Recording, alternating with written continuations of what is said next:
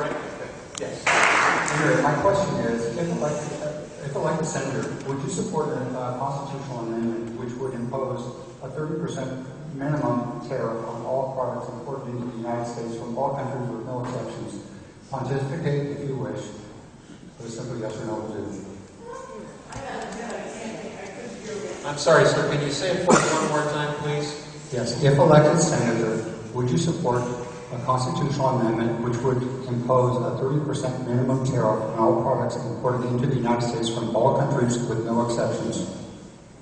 Would you support a 30% tariff, a constitutional amendment for a 30% tariff on all goods brought into the United States from foreign countries? From all countries with no exceptions at No any time. exceptions. Okay, Kathy says no. Rodney? Let's just say no when you offer the chance to pontificate somebody. What I will commit to doing as Arizona's next U.S. Senator is adjusting our tax code.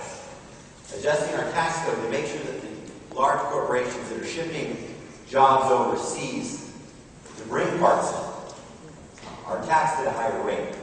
What I would guarantee as Arizona's next U.S. Senator that I would promote and incentivize companies in the United States to hire more workers, to invest more in large-scale capital projects. When I was a legislative aide for Congressman Hall in 2002-2003 in Washington, D.C., we actually expedited depreciation on manufacturing machinery because the economy was starting to slow down and we wanted to have a way for companies to begin investing more. There are creative things that we can do, and as a member of the Tucson City Council, when the stimulus bill was passed, the city of Tucson, where my leadership was the first city in the state to pass the Buy American resolution, which required that 100% of the money that we did receive from the federal government would be spent to create American jobs with preference for Arizona jobs. So while I cannot support your proposal, I can tell you that I do have a track record of doing things similar to make sure that we're promoting American jobs and we're getting Arizonans to work. So thank you.